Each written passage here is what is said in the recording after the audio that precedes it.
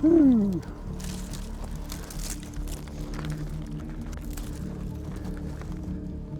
Actually, if you loop around to your right, you can probably walk in on it.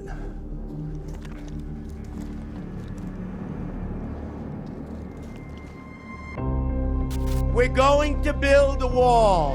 The problem here is this gap now becomes a funnel. Holy! Without that barrier there, cartels are free to cross their products anywhere that they want. A wall is an immorality. These are not the people we want coming into this country. There will not be another foot of wall constructed in my administration.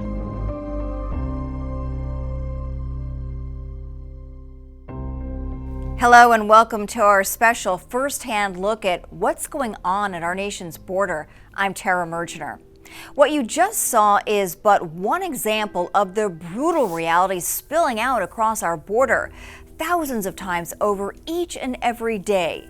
For months, CBN has been traveling there, talking to Border Patrol, ranchers, lawmakers, law enforcement, and citizens, so you can see for yourself what's happening there.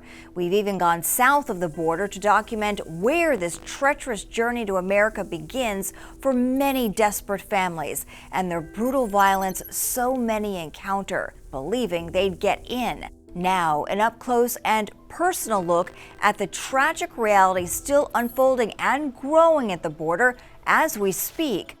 The aftermath is shocking.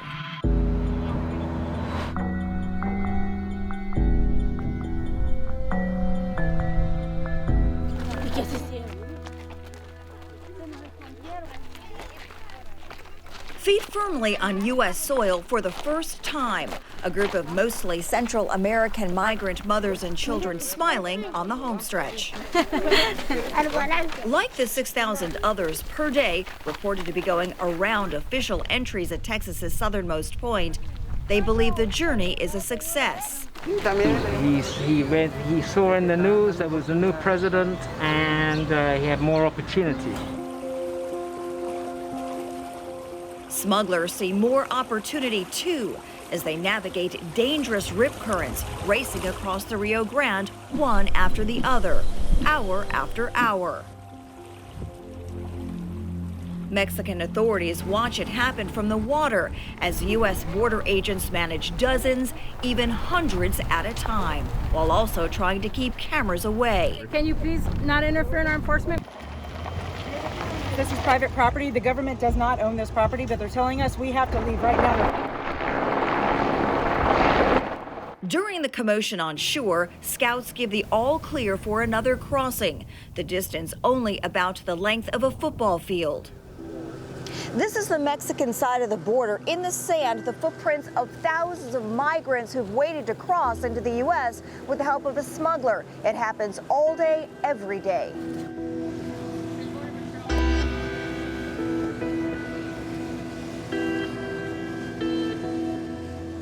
Fearing for her own safety, this resident asked we hide her identity. In the last couple months, how many rafts have you seen cross in the time you've been out here?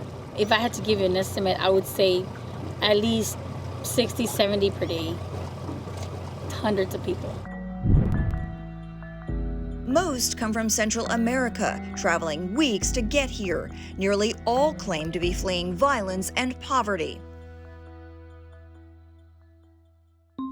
This is a pipeline that's being filled from much further south than Mexico. The people coming across through the Darien Gap come from Afghanistan and Somalia and Bangladesh and Indonesia and Sri Lanka and Haiti and Cuba and places like that as well. This is a terribly arduous journey, and I've spent a lot of time sort of tracking down the routes that they take to get to the United States. Because what I wanted to know is, who are these smugglers anyway? I've been walking the Darien Gap Trail now for over an hour, up and down these hills. It's incredibly hot. I feel like I've been standing in a warm shower. Imagine being out here with a baby or pregnant or even in a wheelchair. I've seen all three of those things with the migrants in the last 24 hours. They're actually doing that. And it's because they have no idea the smugglers that bring them through here lie to them about how long this is and how difficult this is. And that's why many of them end up dying along the way. These migrants are starting their hike now, but the smugglers are telling me I can't go any further. They're telling me I can't go any further here, and they're telling me I got to leave. They don't want me filming this. They obviously don't want this story coming out. So it's, yeah. Entonces, está bien. Está bien. Okay, sí, está bien. Apágala, que está prendida, apágala, no grabes más. Apágala, que sé que está prendida, apágala. What will you do now that you're in the United States? Pues aprovechar la oportunidad que se nos ha brindado ante todo, ¿verdad? Along the way, many become victims of abuse and exploitation. Veníamos en un bus como ese y se subieron en Veracruz. Un agente de la PGR nos revisó y nos quitó todo lo que traíamos, dinero. Often at the hands of drug cartel members, they pay thousands of dollars to get them here. Especially we have women and little girls coming in thousands. And we all know that women and little girls have a 60 to 80% chance of getting raped. They're being taken advantage of all along the way. Maybe a plurality of the women who start out in Colombia are going to be sexually assaulted or be forced to sell sex or something to get to the next step. They're going to be robbed. They're going to be shaken down, even by the Colombian police, even by government agencies like that in corrupt countries like Honduras or El Salvador or someplace like that. Not all who make the trip survive. Sometimes see dead bodies floating and stuff because they try to make it across, or they get snagged on the bottom, or whatever reason they don't make it. Still, many do, including the unaccompanied children crammed into this overflowing detention facility in Donna, Texas. Every facility we have along the southwest border is over capacity right now. Just yesterday, we had over 10,000 people in Border Patrol custody. That's much higher, especially under COVID constraints, than any facility should have. We saw makeshift facilities like this one under a bridge intended to go undetected by media and other observers. Migrants are then sent to area shelters and in a matter of hours, free to go. They're released so they can continue their legal proceedings here in the United States, somewhere where they're going. Only recently is the Border Patrol confirming the record numbers being released into the U.S. without court dates, as the system grows more overwhelmed by the day. In March alone, an estimated 171,000 plus entered the U.S. illegally, 5 times more than a year ago. By year's end, the number expected to reach more than 1 million. As soon as they get it to this side, they go ahead and flag down Border Patrol because they want to get caught, because they know they're going to get processed and then shipped out to wherever they're going to get shipped out. They're not going to get deported back to their country.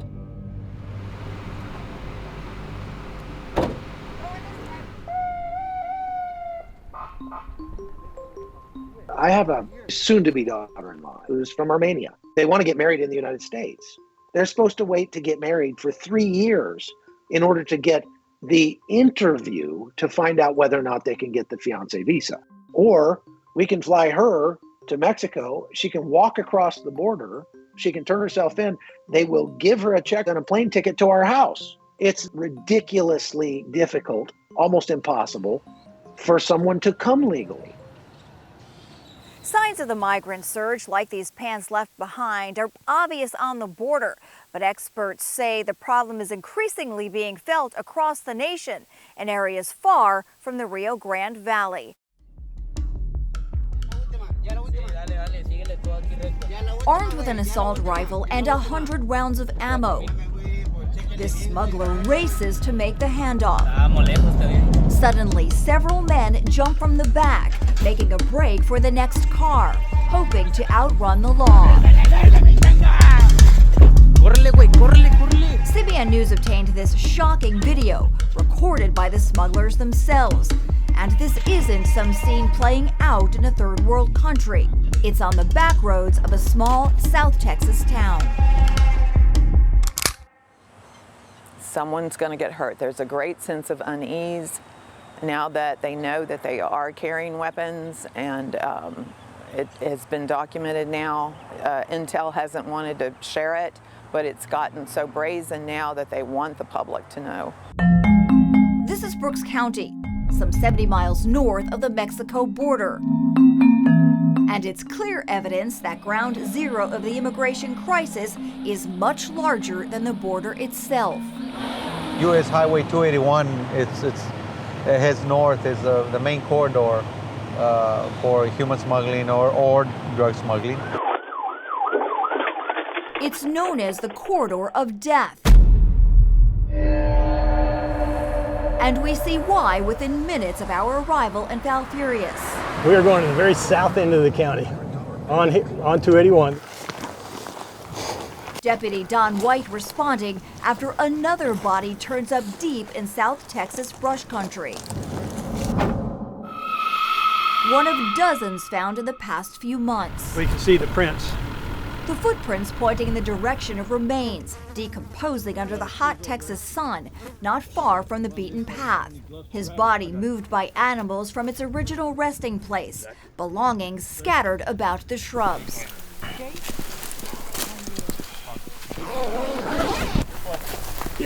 Deputy White says it looks like he died a month ago, likely left behind by his group.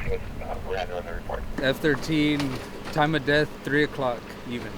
Either he was dropped and they went on, or he became incoherent from environmental stresses and he started wandering. An hour south, hundreds of thousands of women and children continue to surrender to agents after being dropped off at the river's edge by so-called coyotes hired to smuggle them into the U.S. For those trying to avoid agents, however, due to past criminal history or past border interceptions, that sort of thing, the second hurdle may be even harder. Getting around the Border Patrol checkpoint in Brooks County along a major human smuggling route. On the journey, move from stash house to stash house in the Rio Grande Valley until the cartel gives the all clear. They're loaded up into pickups, vans, whatever, and brought to the south side of the county and dumped down into the brush. And then they're expected to walk up to 3 days through the brush. The miles-long trek to meet the next smuggler waiting to usher them deeper into the U.S. is punishing. This is sandy loam, similar to what's on a beach. It's very heavy to walk on, and migrants on it hour after hour become exhausted. Scorching summers, freezing winter nights, and brutal winds, all taking their toll. Bodies and skeletal remains often revealing signs of painful, even violent deaths. You know, the cartel has also been known to kill people that didn't pay up. With the human flood crashing the southern border this year, drug cartels are raking in billions from migrants desperate to reach the U.S. Some with bad intent. On the vessel jumped out. So many people are coming across that gives the cartel even more opportunities to transfer people like MS-13, the 18th Street, pedophiles. Pedophiles love to come back to America.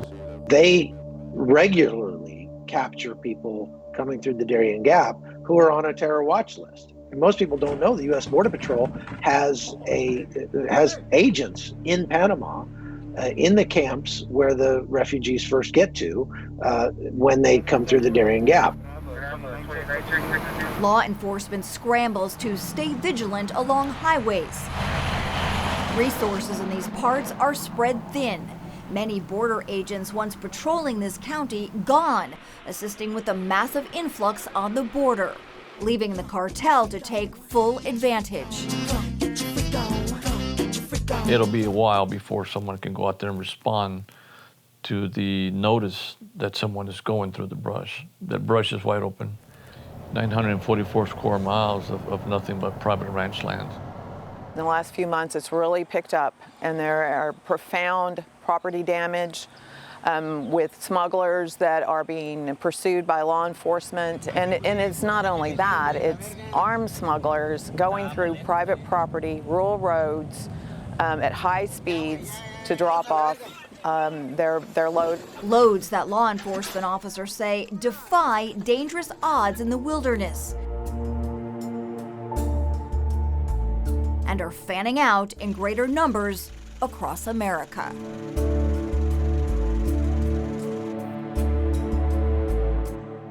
With record numbers of people and families now flooding the border, the big question, what is the Biden administration doing with all of them after they're picked up by Border Patrol?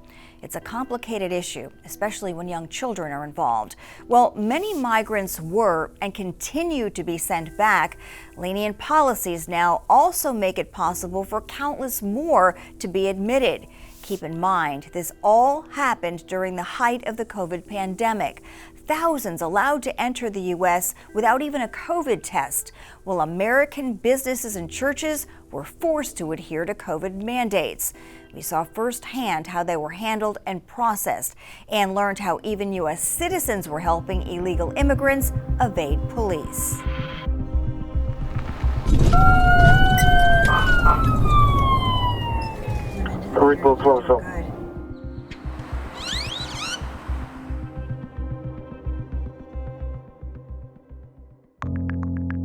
Sneaking into Texas's Rio Grande Valley, now by the thousands per day. Most traveling through multiple countries to get here in search of the American dream. Were you worried that once you got here, if they would let you in or not? Yes, I was worried, but God granted this opportunity. Record numbers taking that same chance, nearly all paying smugglers to get them here, then turning themselves into border agents. And within hours, dropped off by the dozens at area shelters. Bus stations. We supply them with backpacks that'll have water and blankets, masks, a snack pack, and even airports. On our plane to Dallas, migrants packed the flight, some with first-class tickets. Due to the lenient immigration policies now in place, most will never face a judge.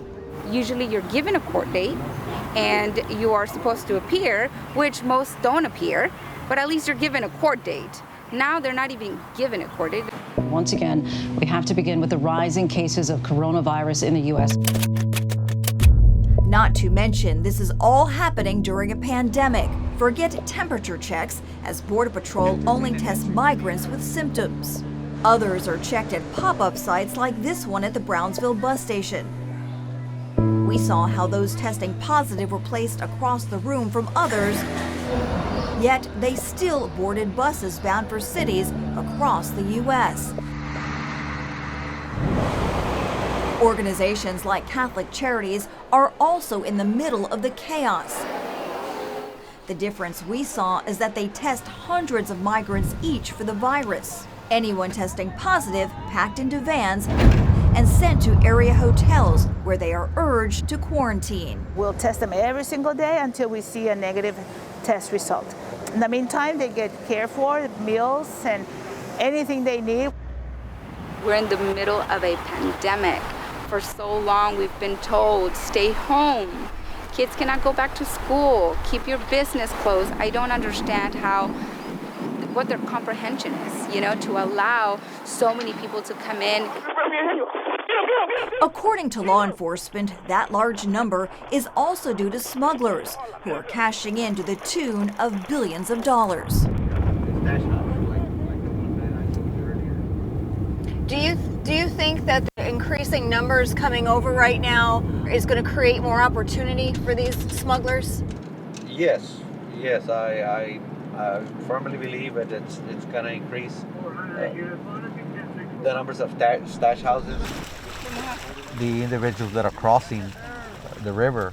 They pick them up along the river in a vehicle and bring them to an area such as this one here. Migrants, some kidnapped, others running from the law themselves, are often kept in deplorable conditions as their keepers demand more money to take them deeper into the U.S., often along with drugs. What kind of people hide in stash houses? We've had elderly from male, female with a newborn, children. Until recently, Border Patrol's intel team conducted hundreds of stash house raids per year, but we're told many have been reassigned to caring for the migrants once they cross the border, leaving law enforcement to catch smugglers on the next leg of the journey on the nation's highways and back roads. They try alternative routes.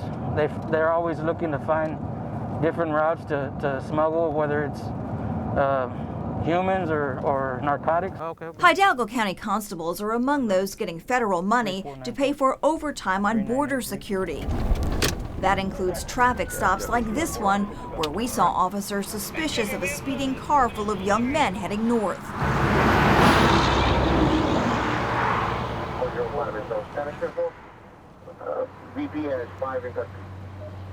This is just one of a number of these stops just in the last, really few minutes. Our deputies, along with Border Patrol, have conducted more than 8 to 10 traffic stops within the last 30 minutes. And obviously they got one. 92, 95. And as we learned of another disturbing trend, U.S. citizens are increasingly helping migrants evade authorities.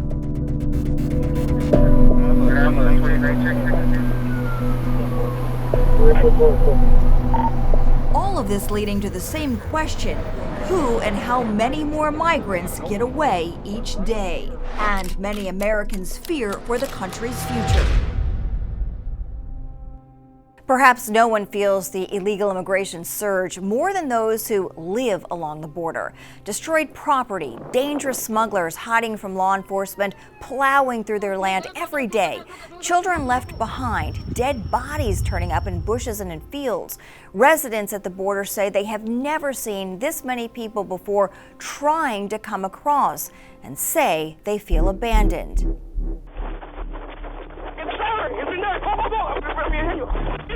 Stop, dude! Oh my God! Holy! Oh my God! Oh my God! Little by little, our original Constitution is being ripped apart.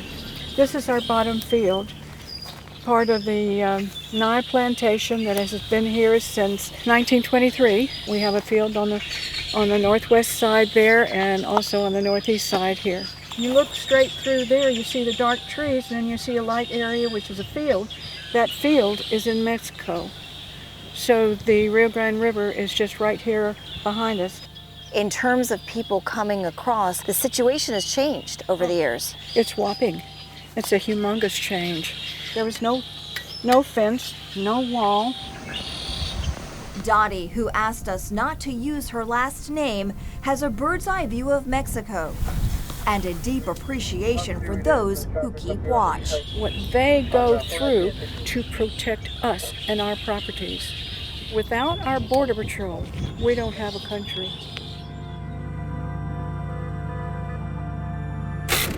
Growing up, Dottie watched as laborers from Mexico went back and forth freely between countries. The people who came over then were super nice people. They'd come over, they would work for the day and go on back over. As years went by, then the government decided, oh, let's change things.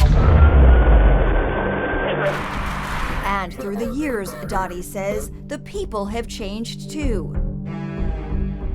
Routinely damaging private property or hiding there from the law. And another change, not everyone is from Mexico anymore.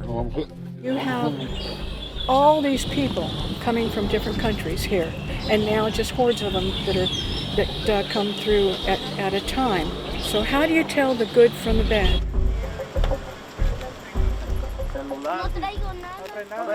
Behind the tree line is the Rio Grande River. In the short time we've been here, a couple of people appeared off in the distance, continued walking across the field, then quickly disappeared. In addition to this being farmland, it's an area often used by scouts to make sure Border Patrol is not around.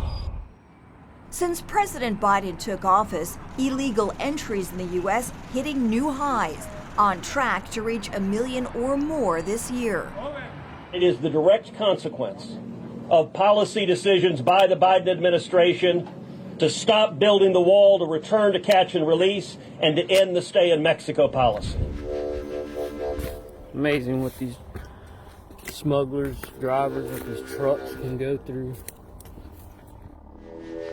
Desperate to be heard, South Texas ranchers use social media to blame Biden for the flood of Central Americans and others sneaking across the border. They ought to send them all up there to the White House, put them in there with him. Texas is providing charter buses to send these illegal immigrants who have been dropped off by the Biden administration to Washington, D.C.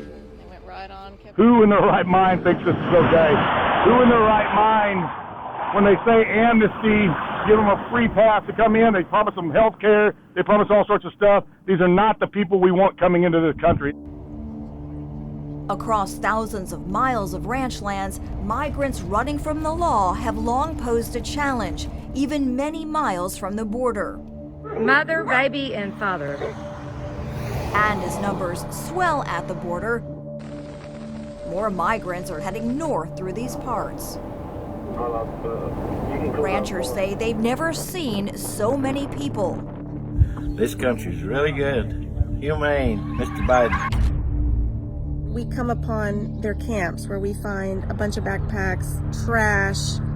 There's been numerous ranchers that have been assaulted while they were opening a gate. I got you.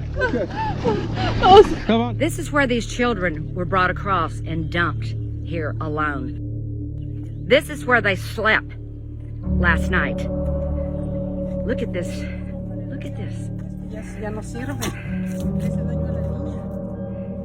There's also concern about Biden's plan to ground the Border Patrol's eyes in the sky that have dotted the South Texas skyline for years. It's like we've been abandoned and left alone. And all the technologies that were in place, the aerostats that were on private property north of the Border Patrol checkpoints, those have all been removed. There's no valid technology being used today to help landowners in the checkpoint areas north of the border.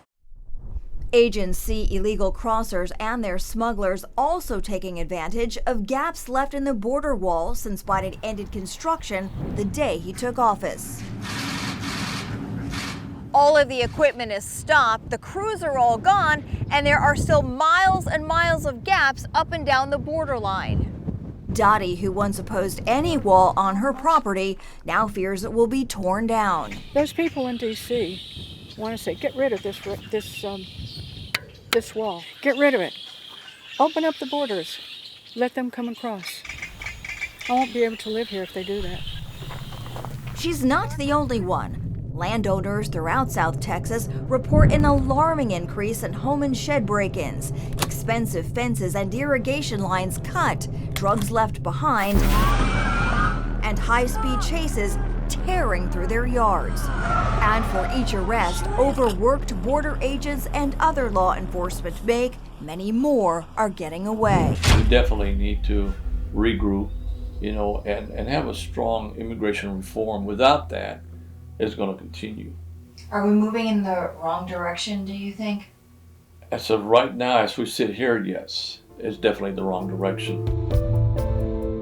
It's not just the good people that are doing this, it is the increase in the bad people who are taking over. And like a growing number of South Texans, she hopes she's not the next to leave. The wall, it was by far the issue most fiercely debated in the lead up to the 2020 election. Trump vowed to finish it, Biden vowed to stop it. So what happened to all the materials already designated and paid for by taxpayers to finish up the wall? And what happened to the people and the companies who are counting on that project for their livelihoods? And has the new plan worked? Here's what we found.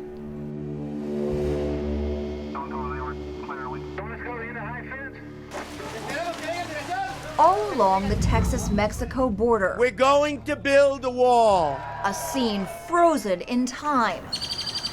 The Biden administration chose to do nothing. Once busy work sites, Government contracted crews are set to break ground in the spring.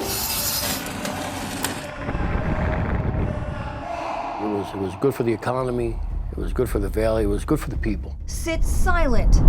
Gaping holes, the hallmark of a border wall, People are going to come into our country, but they're going to come into our country legally. gone bust. There will not be another foot of wall constructed in my administration.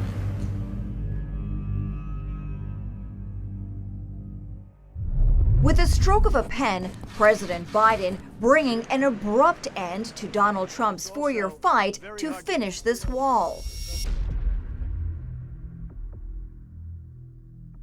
While the wall is mostly out of the national spotlight, the issue remains hot in the Rio Grande Valley, the busiest spot for illegal immigration in the country.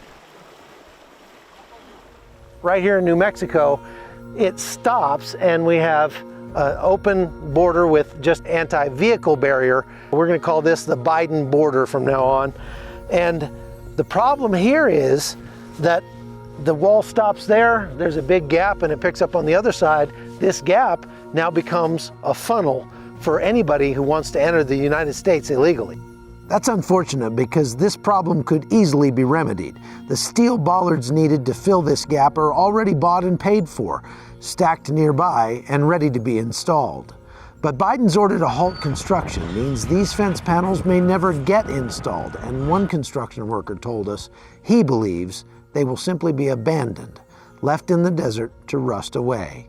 CBN News reached out to one of the largest contractors that was working on this project, and we're told the stop work order will immediately cost over 5,000 construction jobs while the government tries to decide how to proceed.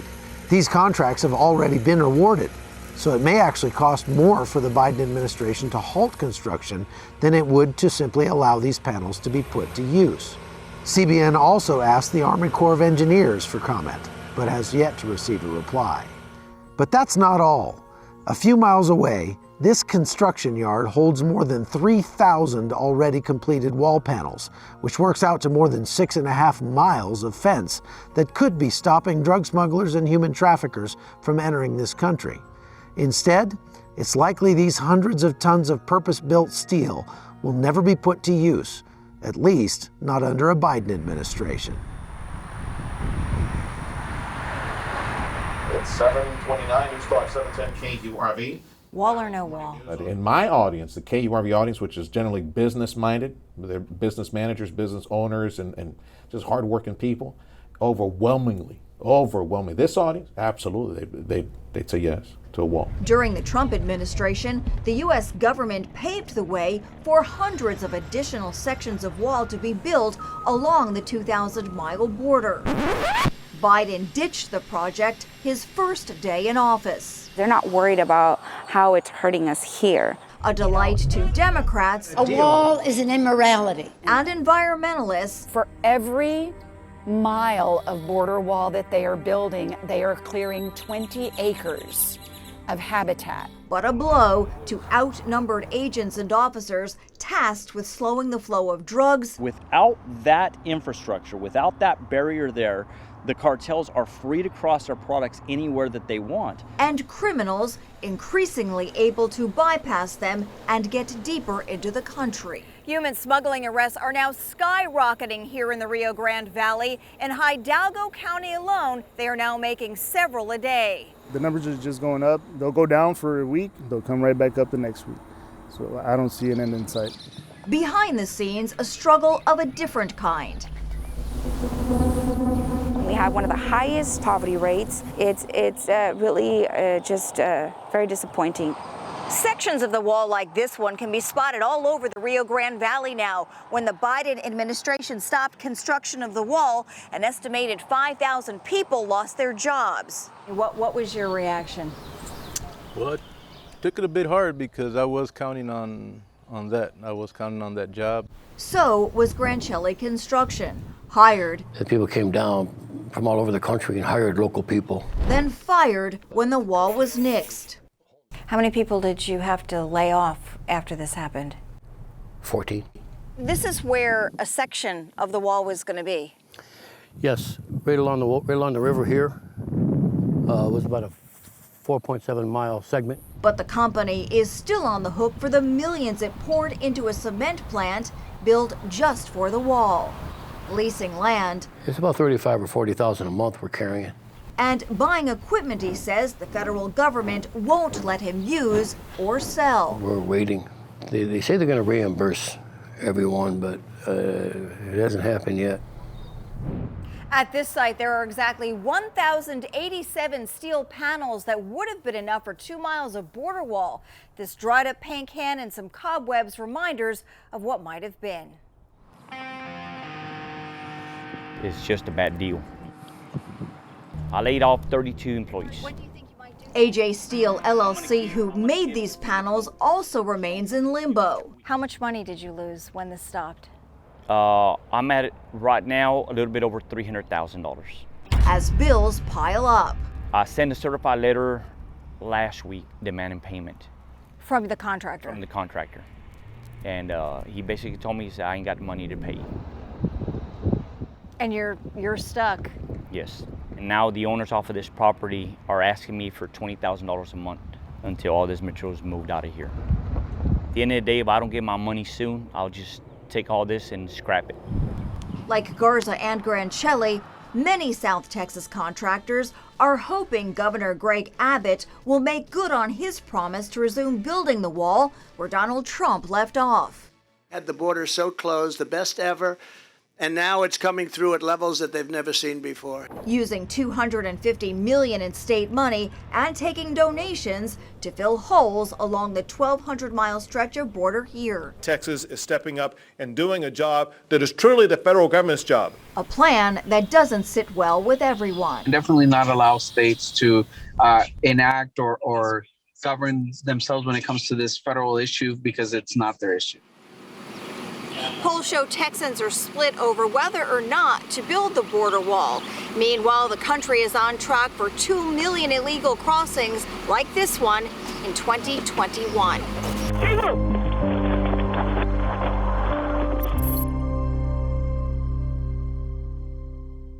It's been little more than a year, and the change at the border has been so swift, overwhelming, and again, devastating to many Americans and migrants alike. And the surge at the border has not slowed either.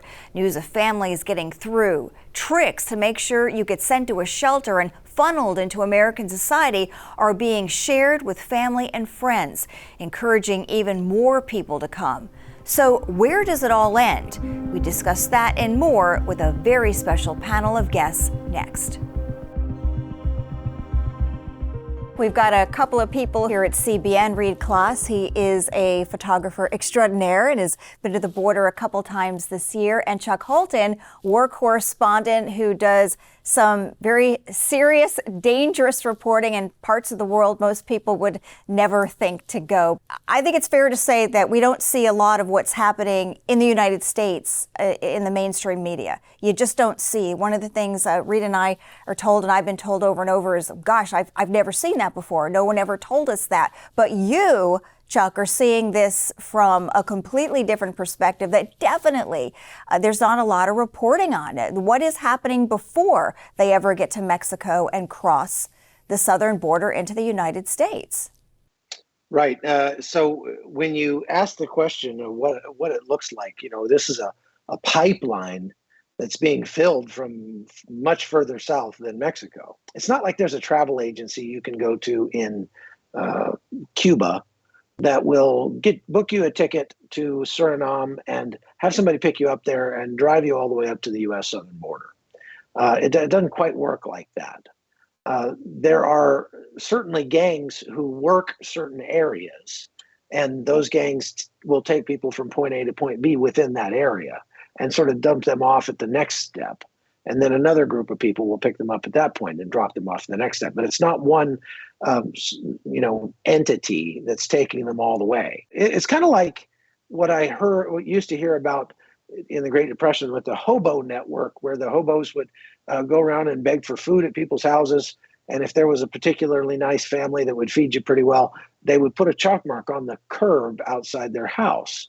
And so other hobos coming by would be able to look and see, oh, that's a nice family that'll probably give me a meal.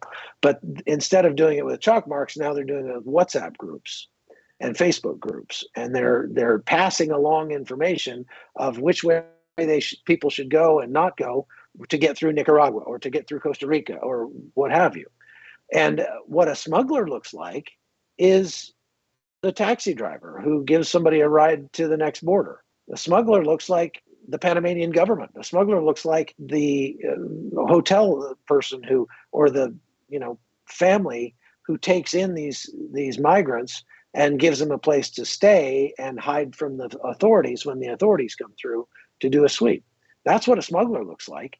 They're not all malevolent.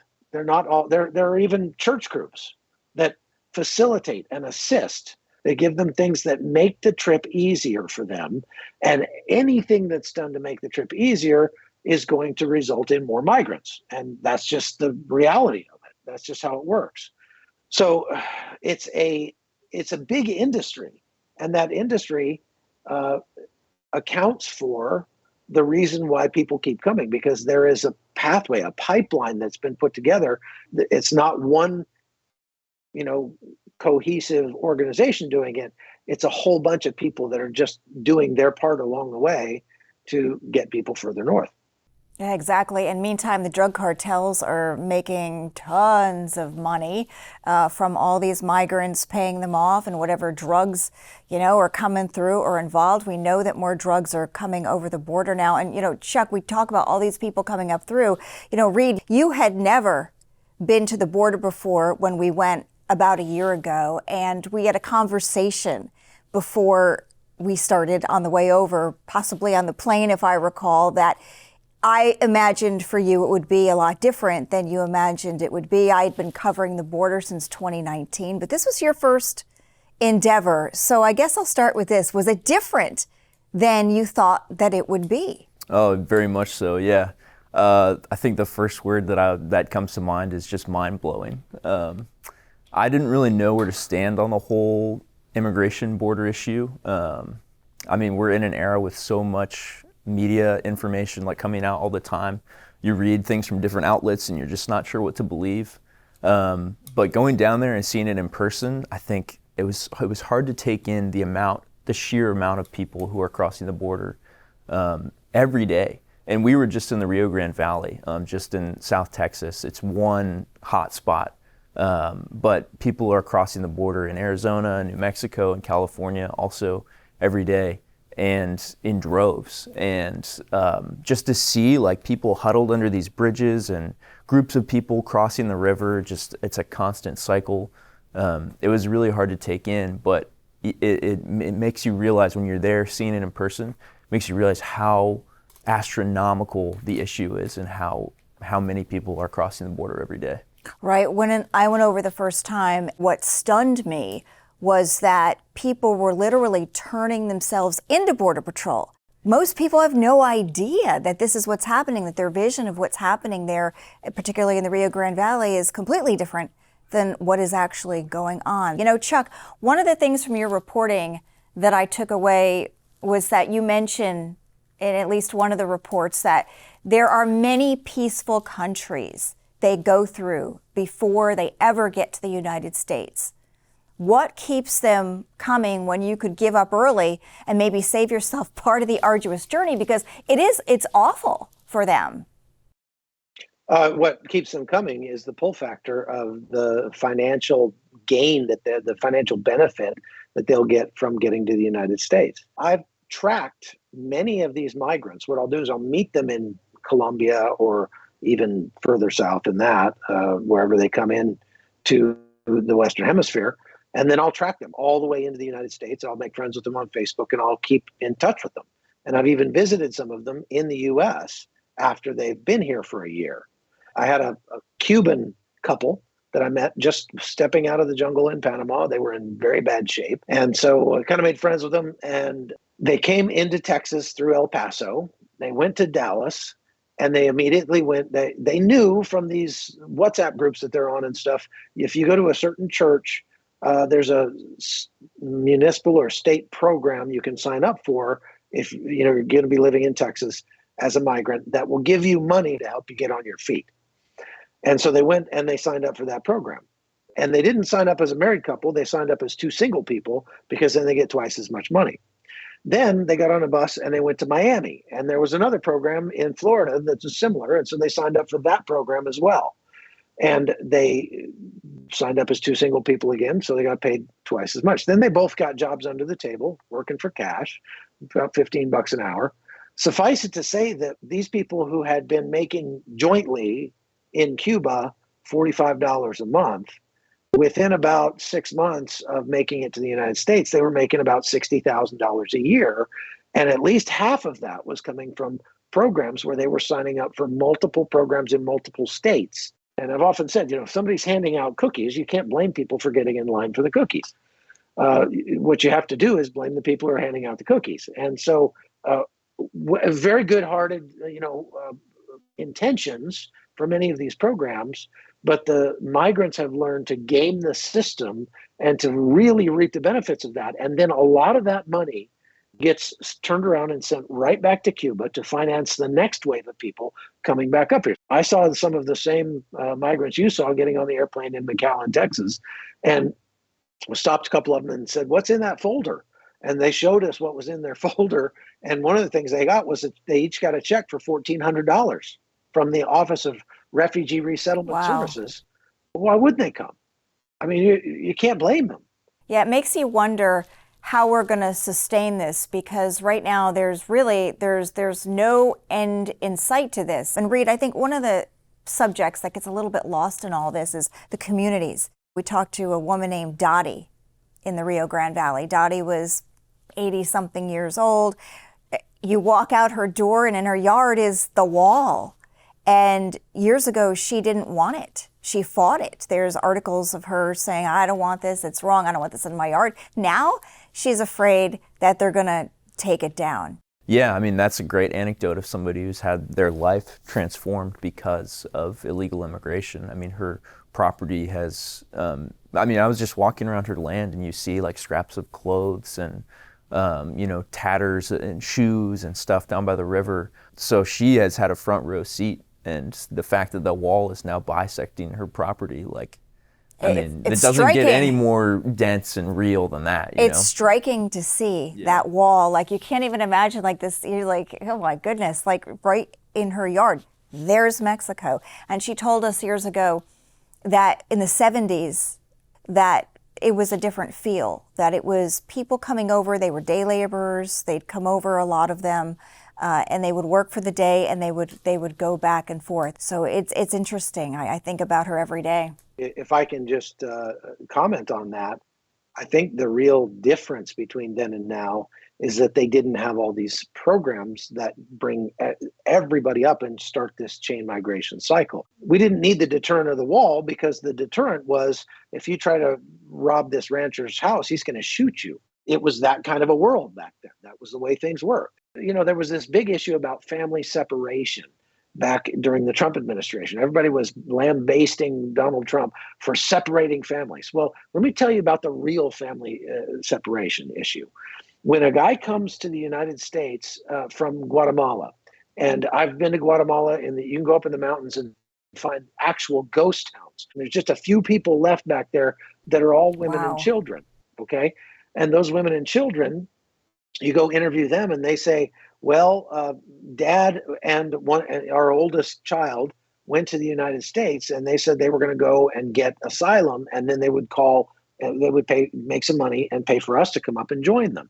But with the crush of people coming into the U.S., It's gotten to the point where, like, for you to get a court date for an asylum hearing, it's going to take 3 years. There's literally 1 million people in line ahead of you. In that 3-year time period, you could not leave and go back home and visit your family, because if you did, you'd have to start over again.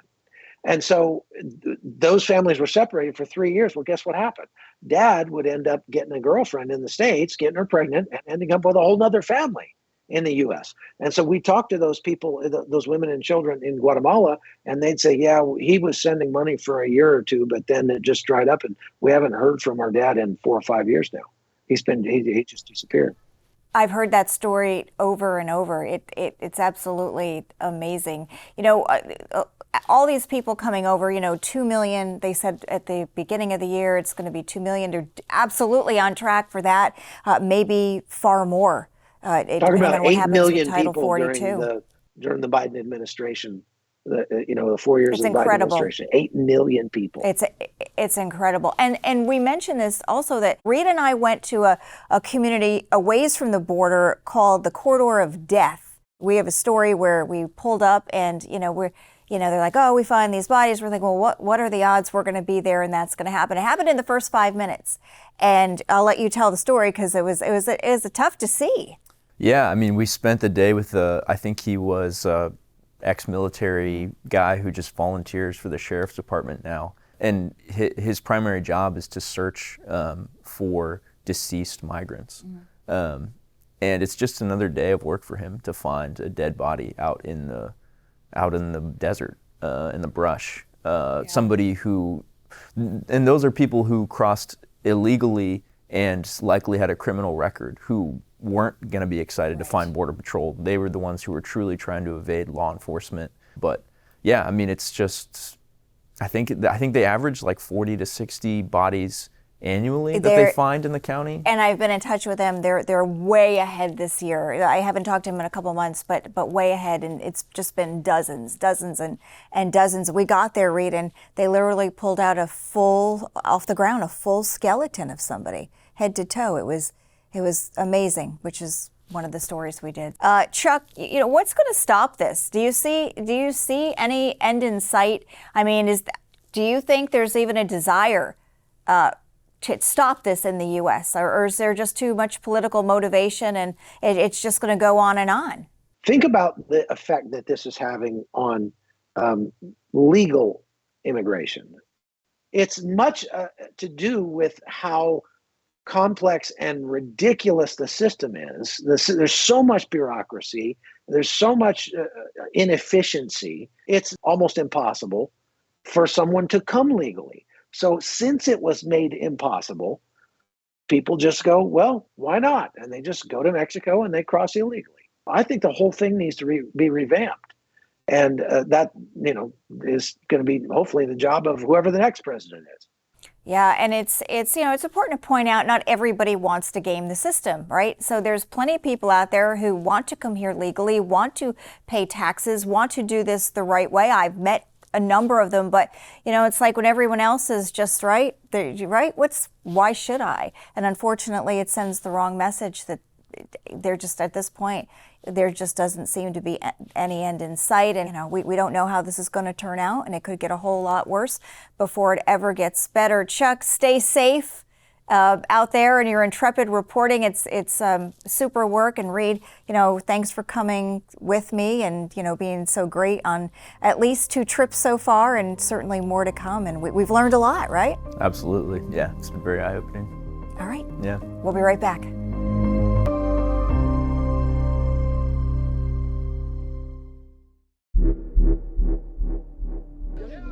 So much tragedy has played out at the border. But God is still working in the midst of it all. CBN's George Thomas has the remarkable story of a pastor who followed God's call when it made absolutely no sense whatsoever. The results were amazing. 6 miles from Tijuana and a short distance from the U.S.-Mexico border lies one of this city's poorest neighborhoods. This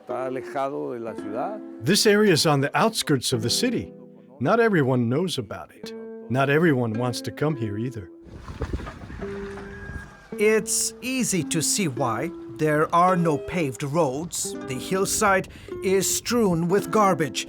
There's no sewage system here, and crime is rampant. When we moved here, there were only cows, horses, chickens, and people with a lot of needs.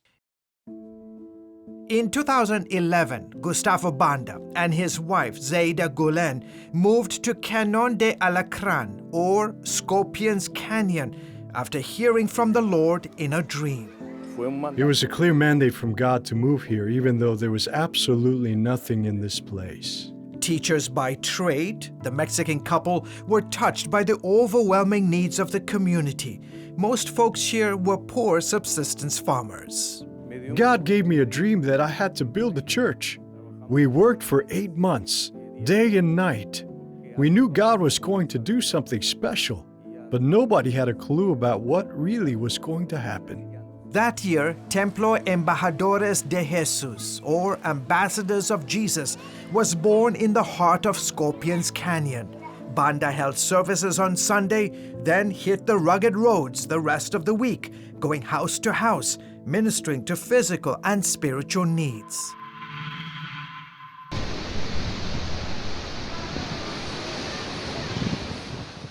In 2016, that focus drastically changed when thousands of Haitians, escaping poverty and back-to-back natural disasters, began to carve a dangerous 7,000-mile path to the U.S.-Mexico border. Many landed on the church's doorsteps, less than 30 minutes from the San Isidro border. Within months, 22,000 Haitians had arrived in the city of Tijuana. The church became a place of refuge. I did not know, nor did I ever imagine, that there would be so many people in the church. Since then, Banda has opened his church doors to migrants from all parts of the world. It started with migrants coming from Haiti, Africa, Pakistan, and the Middle East. Today, we mainly have people from El Salvador, Guatemala, Ecuador, Nicaragua, Colombia, and some from Mexico.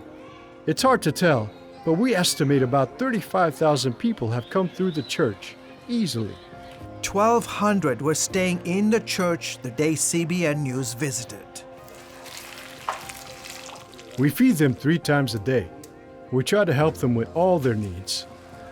At nighttime, the entire church becomes one big giant dorm, where everyone sets up their beds on the floor, and sometimes there's no room to even walk on the floor.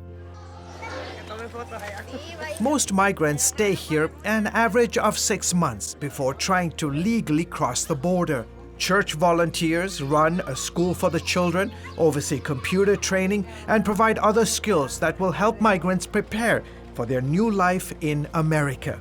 Area churches and NGOs also pitch in with food and other essential supplies. The most important thing for the migrants to know when they get here is that there is hope.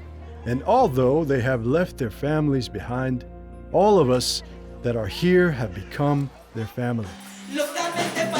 Come Sunday, everyone picks up their bed and dresses up for a lively church service. I know that I only have a little bit of time with them, so my job is for them to know as much as they can about Jesus, baptize them, and send them to the United States believing in Jesus.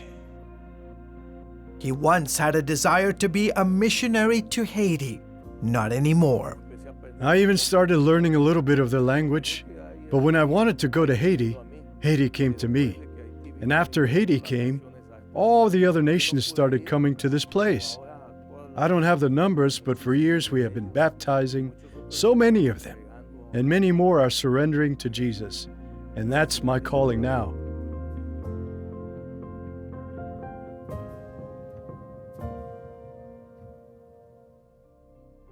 Thanks for watching. I'm Tara Mergener. Good night.